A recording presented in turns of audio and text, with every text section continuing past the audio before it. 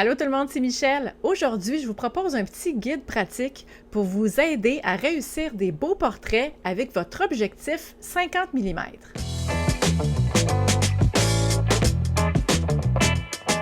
Définitivement, un de mes sujets favoris à parler sur la chaîne. Il y a plusieurs facteurs pour lesquels j'adore la focale de 50 mm. C'est un objectif qui est aussi connu comme focale normale parce qu'elle correspond à la vision de l'œil humain. Si on est en crop sensor, donc en APS-C, ça va plus être une 35 mm qui va ressembler à ce qu'on voit avec l'œil normal. Mais si on est sur un capteur full frame, donc un plein format, la 50 mm ressemble vraiment à la perspective qu'on a avec l'œil humain. Donc, ça veut dire aussi qu'il va nous permettre de prendre des photos qui vont avoir une apparence très naturelle et surtout qui n'auront pas de distorsion. L'importance de l'objectif 50 mm en photographie de portrait réside principalement dans sa capacité à reproduire fidèlement les proportions du sujet, contrairement au grand angle qui peuvent entraîner des déformations ou des téléobjectifs qui peuvent comprimer les perspectives. L'objectif 50 mm offre une vision équilibrée et réaliste. Un autre des nombreux avantages de la 50 mm,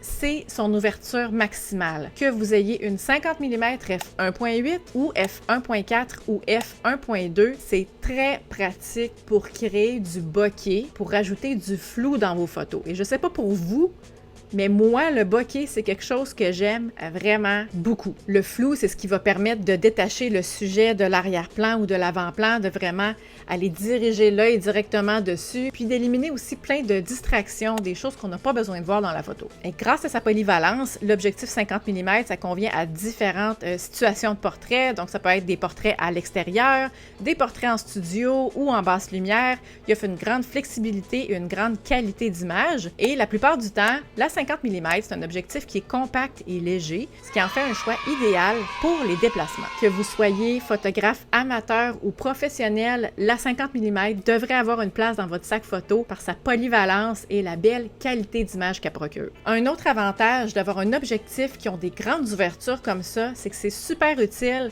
quand il faut photographier dans des situations de basse lumière. Tôt le matin, en fin de journée, la photographie à l'intérieur, le fait d'avoir une grande ouverture de f1.8, f1.4 ou f1.2, ça permet de laisser rentrer beaucoup plus de lumière dans votre appareil photo sur votre capteur que si vous êtes pris avec une ouverture de f3.5, f4.5, f5.6, que là, ça va vraiment être challengeant dans des conditions de faible lumière. Un autre avantage, parce qu'il n'y en a pas assez encore, c'est que la plupart du temps, la 50 mm, c'est un objectif super abordable. Là, on parle à 50 mm f1.8, c'est une autre histoire quand on s'en va vers f1.4, f1.2. Règle générale, une 50 mm f1.8, ça peut se trouver sur le marché de l'usager, ça peut se trouver neuf à très bon prix. C'est un excellent investissement et c'est un super bon rapport qualité-prix. Une belle façon de réaliser des portraits avec sa 50 mm, c'est d'avoir une composition qui est équilibrée. Pensez à l'espace qui est autour de votre sujet, puis laissez un espace vide volontairement. C'est ce qu'on appelle un espace négatif. Ça va aider à renforcer la composition et à mettre en valeur votre sujet principal. Ça va aussi permettre de diriger l'œil et de laisser respirer votre sujet. Portez une attention particulière à la symétrie. Si vous photographiez des scènes ou des objets qui sont symétriques, utilisez-la pour créer une composition qui va être équilibrée. Placez votre sujet au centre du cadre pour renforcer la symétrie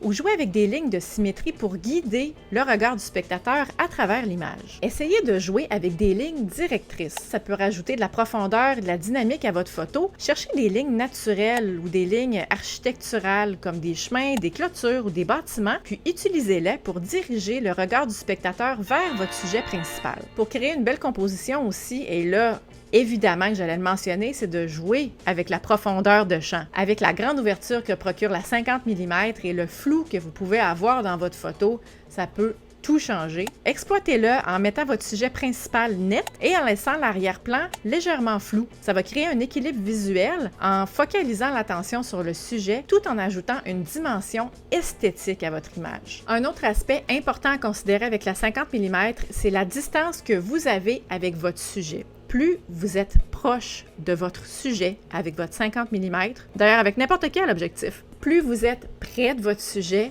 plus l'arrière-plan va être flou et plus la zone de netteté dans votre photo va être petite. Et plus vous êtes éloigné de votre sujet, plus il va avoir une zone qui va être nette dans votre photo et moins il va avoir de flou, même si vous ne changez pas votre ouverture. Si vous êtes dans une situation où vous êtes à f1.8, c'est votre ouverture maximale, puis vous trouvez encore qu'il manque de flou dans votre photo, rapprochez-vous de votre sujet. Ça va automatiquement créer plus de flou et ça va vous aider à avoir un avant-plan et un arrière-plan qui va l'être davantage. Quand on travaille avec des très grandes ouvertures comme f1.8, un des problèmes qu'on retrouve le plus fréquemment, c'est la mise au point. C'est très facile d'avoir un sujet qui n'est pas net. Je fais une parenthèse, ça va beaucoup aussi dépendre de votre performance d'autofocus et ça dépend de votre boîtier. Certains boîtiers vont avoir des incroyables performances d'autofocus et ça fera aucune différence si vous êtes à f1.8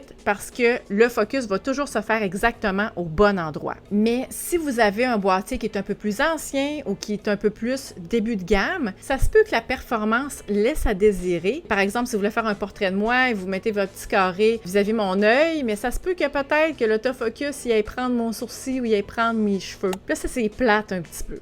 Une façon pour vous aider à éviter ça pour un sujet qui est immobile, c'est d'utiliser le mode manuel et certains boîtiers vont avoir la technologie qu'on appelle le focus peaking, ce qui veut dire que quand vous regardez dans votre viseur, il y a une couleur qui va se déplacer et qui va vous montrer votre focus, la zone qui est nette dans votre photo est rendue à quel endroit. Alors, vous allez savoir exactement à quel endroit votre focus est fait avant d'appuyer sur le déclencheur. Si vous allez prendre une série de photos et juste pour vous assurer que le focus, la mise au point se fait au bon endroit, vous pouvez prendre une première photo, utiliser le zoom sur l'écran LCD qui est derrière votre appareil photo pour vraiment aller valider visuellement, regarder si votre focus est au bon endroit. S'il est tout croche ou si ça ne marche pas, ça vous permet de vous réviser avant de prendre votre série de photos. Donc, juste de vous assurer que votre mise au point est au bon endroit, en grossissant la photo sur l'écran qui est derrière votre appareil photo. Si vous êtes dans une situation qui est plus difficile, peut-être qu'au lieu d'être à f1.8, vous pouvez peut-être essayer de vous mettre à f2 ou f2.8 ou f3.5 pour voir si ça pourrait aider. Alors, en diminuant l'ouverture, ça va vous permettre d'avoir une zone de netteté qui est plus large. Alors, au lieu d'avoir juste, par exemple, mon œil qui va être net à f1.8, bien, si je me mets à f2.8, peut-être que là, il va y avoir mon œil et mon nez.